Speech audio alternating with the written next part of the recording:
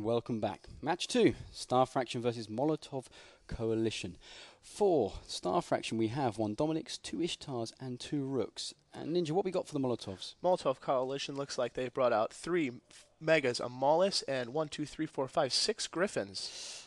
Interesting setups on both sides. We haven't seen, well, we've seen 3 blaster. Those Megas are obviously blaster setups, and we've seen that before in the tournament. But we haven't actually. I can't remember seeing 1 Dommy, 2 Ishtars, 2 Rooks before.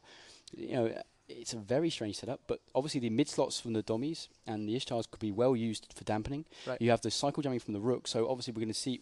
I think we're going to see a jamming dampening cycle on the opposition ships. Right. So those Megas may find an inability to lock, and then once they get the ability to lock back, I think it's going to take them a minute or so to lock one of the bigger ships. But if they get on top of any of those ships, it's over. We don't see a Hugin from Star Fraction, so there'll be, unless they've got some Weber drones, which I doubt, we're not going to see those Megas inhibited from movement. If they get on top of any of those opposition ships, it really is game over.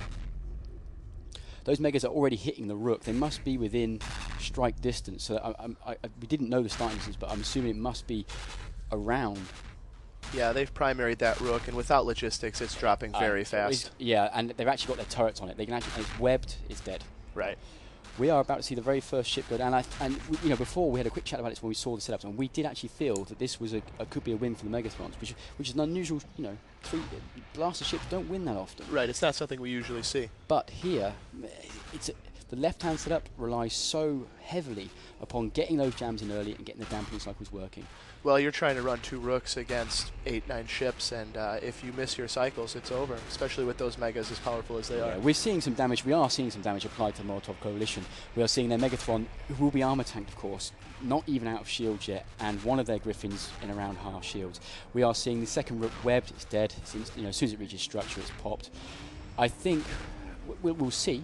But now they've lost such a big part of their tactic. With 2 Rooks down, it means that their jamming will be virtually impossible from here on in. 2 Ishtars and a Dominix isn't enough DPS to take out these Megas in time. No, they'll of course they'll have cap boosters in the mid slots. Probably at least one of their high slots will be a remote repper, maybe even 2. That Dominix is bleeding into armor very, very fast. He's actually virtually dead. I don't look like he has a tank unless he's going to be honor tanking with some. He's dead. This is the problem when you rely on your ECM. Yes, absolutely. And you know, they the drone damage from 1 Ishtar, 2 Ishtars, and 1 Dominix isn't sufficient, I don't think, to break 3 battleship tanks. They bought this out hoping probably they're going to be facing 10 Tech 1 ships. What they've actually faced is a very heavy tanked, very, very heavy DPS set up on the right-hand side. Those support ships, the Griffin, the Maulers, will be playing havoc with the targeting systems of the opposition side. And then, because there was no inhibitor, no movement inhibitor, so no Hugin, no Rapier, the Megathrons are free to move.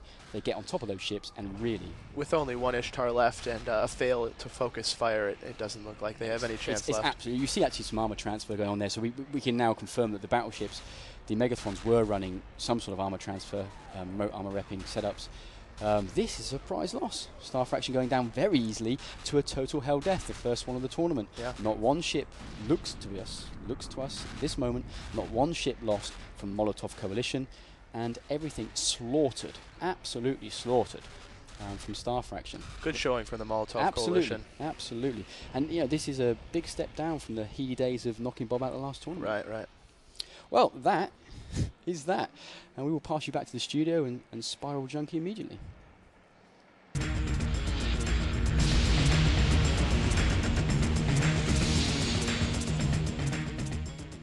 A very impressive showing there. Now, we all called Star Fraction. They turned up like, well, they've only got 5 ships. Oh, okay, that's not a great setup. And then we saw 3 Megathrons. You're like, 3 Megathrons is very, very painful. Calm down. Yeah, I mean, the way the points go in this tournament, from what Nova said to us and speaking to Mindstar, they've tried to make battleships more viable, and they have. You know, it's a very viable setup. You can have 3 of them and a lot of frigates in whatever configuration you use them. Star Fraction's setup didn't look particularly impressive. They had shield transfers onto the Rooks, yeah, but shield transfers, unless they're on a logistics ship, they're just a bit... Warping them in at range is just so much easier if you're going to do that, but even so, I mean, the setup didn't look particularly strong anyway. I don't think it would have went total hell death. Yeah, that's a total hell death. Atropo, explain to us what total hell death means in the context of the tournament. As far as I understand it, it means if you kill all of your enemies without losing any of your own, you walk away with 150 points instead of however many you killed. Yeah. It's like Well, if it's you killed all of 100 theirs, points you'd get, but you get a 50% bonus. you it's- get, so you end up with 150. which is important because whoever has the most points progresses to the next round. It's not just about, you don't just get 3 points for winning the match, you get the points for killing people. It's to kind of limit people throwing in just throwaway ships to absorb all of Bulk their it own up, yeah. points. Okay. Every ship counts, and obviously, if you don't feel 100 points, then those are automatically awarded to the enemy. Is that correct? Yeah. It's a change from last time, I think, as well, isn't it? On the total hell death rule. Yeah. Total hell death used to be as Yeah. long as you kill everyone. Yeah. Now it's as long as you, You kill have to everyone, kill and you everyone have to and not lose survive. it. Yeah. It promotes offensive play rather than people trying to circle jerk tank too much and not do enough. A lot. It makes people go out there and kill each other, which is a good yeah, thing. It's what we want to see. We like want to see ships explode. Beautiful Trinity graphics. In Trinity graphics. Exploding. Nice, yeah. Of course, this is the first tournament we've done with Trinity graphics. You know, we've got the computers pumped up, everything to sliders to max, and it looks pretty special. It does look fantastic. So it's nice. Stavros, we all said Star Faction there. I mean, obviously, Molotov Coalition, sorry. Vel Heavy Industries, we've been informed by Steel Aziel. A really good showing, a really good team, but Star Faction just kind of came and it wasn't a great setup, was it? No, I mean, it was, we saw it, and it was, I think we were in trouble before the match even started. Well, they were. And then they just didn't seem to get a foothold anywhere.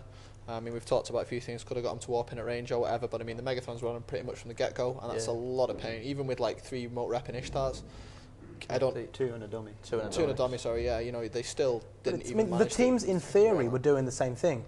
3 damage dealers and a load of jammers, but what Molotov that's Coalition better. did was a much better way of doing it. Yeah, so I mean, you spread it, you spread your jammers, and you've got obviously more, more ships, more people targeting. Exactly. If you lose a ship with a rook, you lose half your jamming. Yeah. Whereas if you lose one of the frigates, you're like, well, that's okay. I've got 19 more. You know? Well, same in terms of points values as well. Exactly.